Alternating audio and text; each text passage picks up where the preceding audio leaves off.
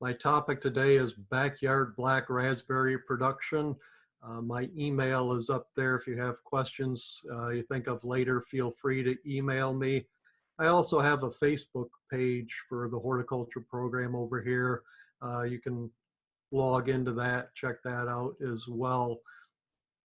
I want to thank Andrea and the other hort agents for putting this series together here. Lots of good topics coming up, so I encourage you to join on in the future and share with your friends and families and things. This is a somewhat timely topic.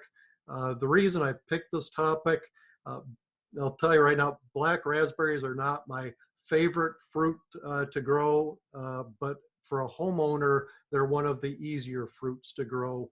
Commercially, there's a few challenges that I would want to discuss with you in further conversations before you stepped up to a commercial production. But for a homeowner, this is one of the easier small fruits to produce.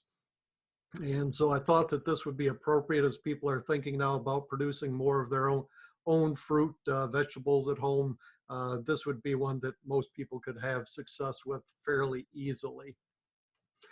The black raspberry is native to this region of the United States. This is a figure from the USDA plants.gov website just showing its native range. So this isn't anything unusual. It's not a foreign fruit or anything. This is a native thing, which does make it advantageous, and we're not trying to do anything unusual. It does make it a bit of a challenge on the other hand, because they do grow native, so there are native insects, native diseases and things that can also be a bit of a challenge as well. Goes by a couple of different names, black raspberries. The scientific name is Rubus occidentalis, wild black raspberry, black caps, thimbleberry, scotch cap, various things. This is the fruit that we're talking about there in the top figure. That was from a planting I had here at the Robinson Center over in Breathitt County, the old quicksand station, looking at some variety trials. Below that, you see red raspberries and blackberries. Both the red raspberries and the black raspberries are in the genus Rubus, so they're related to the black raspberry, but they're not identical to it. The difference between raspberries and blackberries, the easiest way to explain it right now, other than some genetic differences and things, is with a blackberry, when you pick the fruit off of the cane, the receptacle inside the fruit stays inside the blackberry. Whereas with raspberries, the black raspberry and the red raspberry, the receptacle stays attached to the cane. And that's why you get those little hollow fruits that are just basically a little cone of fruit. Drupelets is what they are, surrounding what would have been the receptacle. That's one of the reasons why raspberries commercially, they're sold in half-pint containers. Blackberries can be sold in quart containers, just because there's nothing to support that fruit there, and you stack them too high, they squish and you end up with a mess in there, which is fine if you're making jams, but if you want to eat them whole, that receptacle does provide some fruit, some support to the fruits and things, so they are sold differently. But that's the main difference between raspberries and blackberries for this discussion right here. A thing to keep in mind with black raspberries, there is a wild variety. There was also a commercial variety that was produced that are primocane bearings. Primocane is a term that I want to explain here initially. That means that the fruit would be produced on the cane that comes up in the spring of the year. It comes up on the first cane. Primocane is a first cane.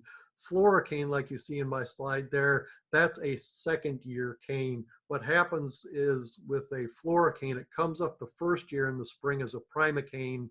It doesn't flower that year. It has to go through a chilling period in the winter time.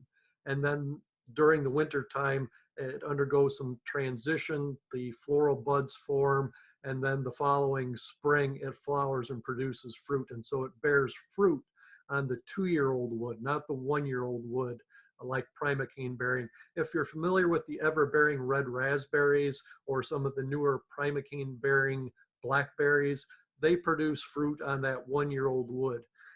The advantage to that is every year at the end of the season, you can just cut those canes down and they come back up.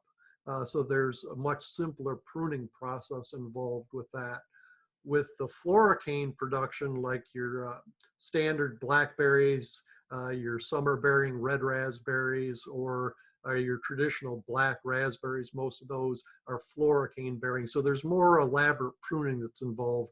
The cane comes up the first year with black raspberries, which is what I'm specifically talking about right now, is when the cane reaches about chest height, around 4 foot or so. That cane is still soft, and you can just come along and snap that top off of the cane. And that will cause the lateral shoots to come off of the primocane that's come up. And over the winter, or during the summer, that first year, those lateral shoots will extend. During the winter time, at the end of the first year, you shorten up those laterals, and most of your fruit production is going to be on those lateral shoots coming off of what becomes the Floricane. With your primocane bearing raspberries, your fruit production is right on that primocane. There's very few lateral shoots that are produced. So there is a little bit more elaborate production involved. And with your Floricanes, after they produce fruit on that 2-year-old wood, that cane dies. And then you could go ahead and prune it out because it won't produce any more fruit after that. So it's a little bit more elaborate pruning process involved, but it's not really that difficult. So that's the main difference. There are primocane bearing black raspberries out there.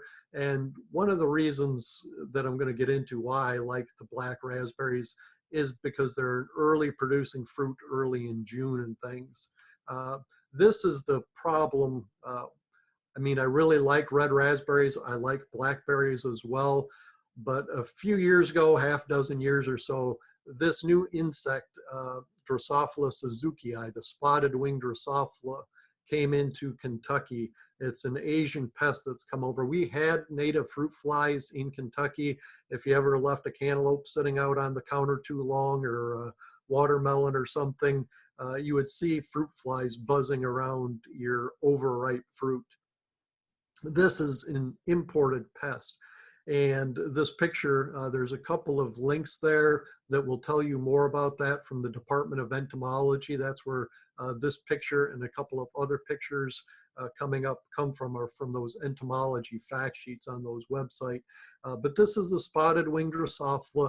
This is a female. The female doesn't have spots on the wings. That white picture on her wing right there is just a reflection from the flash. That's not actually the spot. The male spotted wing Drosophila has the spots on his wing, and it's a dark spot. But the arrow here is pointing to 2 identifying characteristics, so you can identify this fruit fly from other fruit flies. On the left of your screen is the ovipositor. That's the egg-laying structure for the female here. That's different than our native fruit flies. And also that cross vein in her wings will also help to identify the female spotted wing Drosophila. But this is a close-up of her ovipositor. This is the business end of the fruit fly, and this is why it's such a challenge. With this imported fruit fly, her ovipositor is serrated. Think steak knife, not hypodermic needle. With our native fruit flies, their egg-laying structures, their ovipositors, are like a hypodermic needle. They have to have damaged skin on the surface of the fruit in order to penetrate her ovipositor into that fruit to lay her eggs in there. With this imported spotted wing Drosophila, she can actually come along with her ovipositor because it's hardened and serrated like a steak knife, and she can actually cut a slit in the fruit skin and lay her eggs in undamaged fruit. And that's why this is such a challenge. With our native fruit flies, you had to have damaged fruit in order for the fruit fly to lay her eggs. With this imported fruit fly, they make their own slit in the skin and cause a problem. So that's why, even though I really like red raspberries and blackberries as well, our fruit fly here, it does overwinter as an adult. And I've put out traps here at our research station. Dr. Besson, our state entomologist, has had traps across the state. He has a website on Facebook, uh, SWDINKY on Facebook. Spotted Wing Drosophila in Kentucky is that. I can send you that link if you need or something, but that's where he monitored the development of the fruit flies across the state with this uh, non-native fruit fly.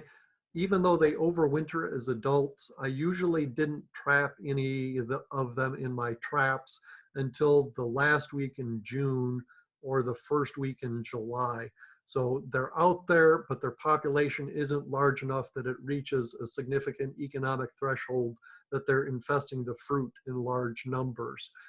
Once you get beyond that end of June, 1st of July, which is when most of our summer bearing red raspberries, our ever-bearing red raspberries, and our blackberries come on. They come on from July later into the season. They're around, the population is higher, there's more potential for infestation in your fruit. And that's why for a homeowner, I would recommend black raspberries over red raspberries or blackberries, simply because you're going to have less problem with this fruit fly pest in your berries than you would with the other brambles. I will say that there are some very fine mesh netting out there that's available that will help to protect your brambles if you wanted to grow some of the other things. We do have some sprays that are available. Anybody that's interested commercially, we do have our small tree fruit pest management guide that has recommendations for sprays and things for that that's available. The netting that's available is kind of pricey though. So if you were just going to have 1 or 2 bushes, it wouldn't be real economical to protect 1 or 2 bushes. But in Europe, places like that, they're actually looking at netting the inside of high tunnels, producing brambles inside tunnels that have been lined with this very fine mesh netting to produce blackberries, raspberries, and high tunnels and things. In terms of other insects, there are other insects that may be a problem with the black raspberries, but they're not huge problems. Sap beetles and yellow jackets would really only be a problem if you didn't pick your fruit, you let it get overripe. That's when those insects will move in. Japanese beetles can be a sporadic problem. I fight them every year in my hops over here. We just seem to be a hotbed for Japanese beetles problems over here. For a backyard producer, the raspberry cane borer or the crown borer really wouldn't be a significant problem for you to grow. You know, if you're growing 6 or a dozen bushes in your backyard, that would give you enough fruit as a home gardener. People always wonder, well, what do I need to be considered to produce to be a commercial producer? Rule of thumb that I like to use for commercial production is if you're producing more than a 1/4 acre of small fruit, you're at a commercial scale already. People don't appreciate the amount of labor that's involved in small fruit production. And typically mites, if we have a hot, dry year, mites may be a problem in your brambles as well. In years where it's lower temperatures or more humidity, more rain, the mites get knocked off and typically aren't a problem. So insects other than the spotted wing Drosophila typically aren't going to be a problem for you. Significant problem. I mean, they can be a challenge, but they're not going to be a significant problem for you. There's a couple of diseases that can be a problem. The first one, verticillium. If any of you grow tomatoes, you know that you typically look for tomatoes that are listed as being VFN, which stands for verticillium, fusarium, and nematode resistant. Verticillium is a soil-borne disease. It infests the solanaceous crops, your tomatoes, eggplants, peppers, potatoes, things like that. And it survives for many years in the soil. So if you've had problems with verticillium, which is that first picture on the screen there, that's what verticillium will look like in the black raspberry planting. It's a root disease. It interferes with water uptake, nutrient uptake, various other things. It's a serious problem, and then you need to move to a different area. Years ago, when we had a lot more tobacco production and people would fumigate, that would help to manage that disease. So that might be something that you're aware of. If you know you have a problem with verticillium, you would want to consider something different. You could put up a raised bed, fill it with potting mix, and then that would solve that problem as well. Phytophthora root rot, which is the second picture of that, when you peel back the outer layer on the root of a raspberry plant, it gets that little brick red color that you can see there. Root rot is a problem in many different plants as well, and it's caused by saturated soils. And viral diseases will be your other type of disease. It could be an issue because these are native plants, and so any of your wild brambles that might be around you could potentially harbor some of these viral diseases. So I always try and encourage people to manage any wild brambles around their planting if they can, just to decrease the possibility of diseases spreading from your wild plants. Here's some nice guidelines, some fact sheets that are available from the Department of Plant Pathology. They have some excellent resources on their website about different bramble diseases, things like that. So I encourage you to check that out as well. In terms of selecting the site for your planting, now is a good time to get your soils tested. Soils should be well drained. Brambles don't like wet soils. You'll have problems with the Phytophthora root rot. Good air movement is important as well to slow down potential spread of disease. A pH of 5.5 to 6.5 up to 7, that general condition that we're looking for our vegetable soils, other fruit crops other than blueberries.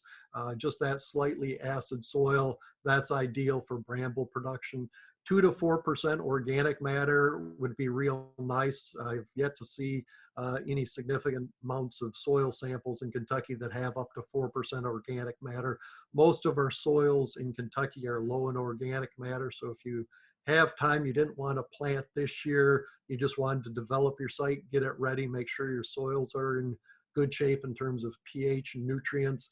Now would be a good time to put some cover crops down, build up some organic matter in your soil, and have that available. If you get it up to 2%, that would be real good. Ideally 500 feet from wild brambles to slow down the potential spread of diseases from wild brambles, and avoid sites that were in sod the previous year. That's because white grubs, the rose chafer grub, the Japanese beetle grub, they like to eat on roots of plants, and they're typically infest sod soils. So just a general good vegetable garden site, good fruit growing site is kind of what you're looking for. If you don't know how to take a good soil test, there is a fact sheet out there, AGR 16, and a shout out to Bracken County Extension. When you Google this fact sheet from the University of Kentucky, AGR 16, the Bracken County Extension website comes up as the first place to find that fact sheet. So they've done a real good job in keeping that out there. But the main thing to keep in mind when you're doing a soil sample is you don't want to take your soil sample into a galvanized bucket or into a rubber bucket, because that will potentially contaminate your soil. So just a clean plastic bucket is what you need. Typically somewhere around a cup to 2 cups of soil from your garden area would be what you want. But that link to the garden, to the fact sheet, will show you any good suggestions you need for taking a good soil sample as well. Planting, I always encourage people to purchase good quality plants. If you go out and dig them up from the wild, you're just potentially bringing in any diseases that are with them. Buy the best quality you can, preferably virus indexed. There are good nursery sources out there. Feel free to contact me. I can tell you where we get some of our plants from when we're doing research places. Weed control is something people always wonder about, and what I recommend is go ahead and plant into a 3 to 4 foot wide weed-free strip. Landscape fabric can be used, and I'll show you a picture in a later slide of what we did when I was working for Ohio State at the Piketon Research and Extension Center there. We had a large black raspberry planting out there doing some research on that. And we use landscape fabric over a shallow raised bed. You can create a simple raised bed just going down with one side of your row with a single bottom plow and back up the other side, or bring in compost, well-rotted compost, and mix it into your soil. It doesn't have to be a large bed. You could put up a large bed if you wanted and just basically grow in a container, but even 3 to 6 inches will help give you good drainage and will cut down on your amounts of root rot and things. But then we covered up that shallow raised bed with a landscape fabric. One of the secrets to using landscape fabric is you don't cut a hole in the landscape fabric, but you burn a hole with a propane torch. That keeps the fabric from fraying and blowing in the wind and things. Because the black raspberries, they grow from a single crown. The new shoots come up from the crown. Those Primocanes come up from the crown every year. They don't spread down the row like the ever-bearing red raspberries do and form a hedge of canes coming up every year. So they stay put from a single crown. So you just burn a hole, and I would recommend covering over that landscape fabric if you do choose to use it with either pine straw or wood nuggets, something like that, or even just go ahead and whitewash it.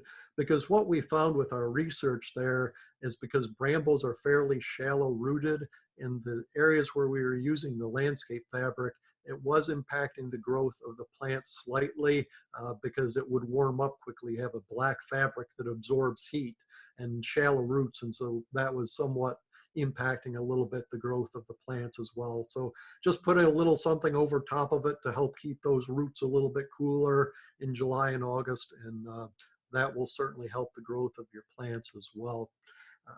This shows our planting up at Piketon. You can just see a little bit there how shallow that raised bed was. That was just a little hump about 3 inches or so. The trellis system for black raspberries is much simpler than is required for your blackberries and things. It was simply a T-post with a 1x4, and then we would stretch a piece of baling twine or number 9 wire or high tensile wire down either side of that row just to support the new canes from flopping over as they would come up, and that made it easier to keep it mowed between the rows and things. So not a very elaborate system that's required at all. As I said, when the Primocanes come up in the spring, they reach about 4 foot. You break that tip off, it will shoot out laterals. Those laterals will get to be 8 to 12 feet long over the summer. That winter, after that first year, you come back, you shorten up your laterals to 12 to 16, 18 inches, cut off any of the winter damaged parts, and most of your fruit production is going to be on those laterals. Then after they fruit, you can either cut them out then, or you can wait until the following winter and cut them up, because every year it's going to be sending up new Primocanes. The one thing I do want to mention while I talk about it, that first year of planting, those Primocanes won't grow erect. They'll just kind of sprawl all over the ground. And so you might want to put up your trellis system and try and prop them up if you want to mow or something. But don't be shocked if that first year they don't grow erect. The following year, when the Primocanes do come up, they will grow erect. And it's just that first year they flop all over the place. In terms of variety selection, we do have a fact sheet on the horticulture website there, growing blackberries and raspberries in Kentucky, that Terry Jones and Dr. John Strang produced a few years ago. They have a couple of varieties listed in that as well. The first 3 on there, Bristol, Jewel, and Mac Black, are easier to find than some of the other varieties that are out there.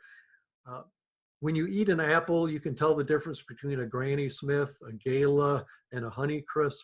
Myself, I can't tell any difference between any of the flavor on the black raspberry varieties.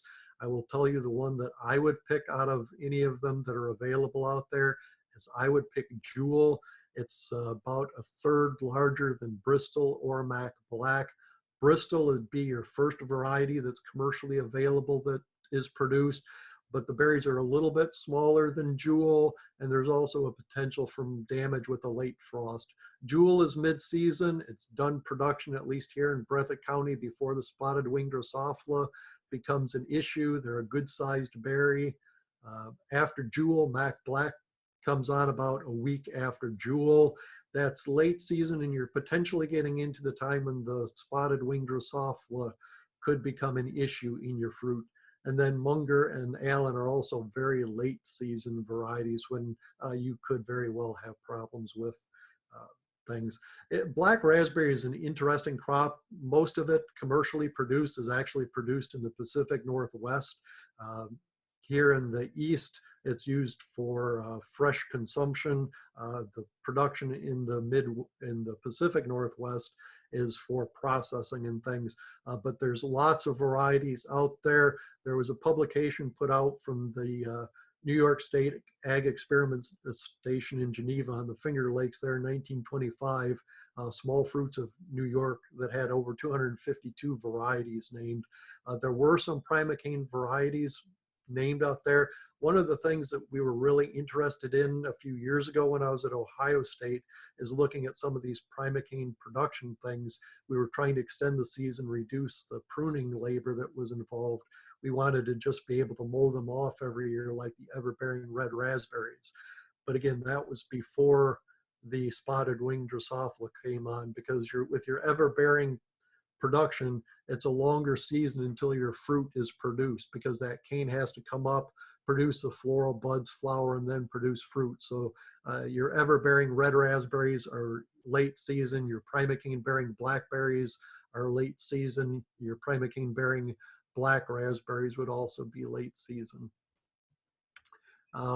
I would encourage you for more information if you're really interested in fruit production. We have a great website at the Center for Crop Diversification within the Horticulture Department. Not just fruit, but vegetables and things as well. There's budgets for people that are interested in commercial production, marketing tips, all sorts of information out there available as well. Happy to try and take any questions that people would have now and things. Encourage you to contact your county agents, myself as well, if you have any questions. Thank you for joining on.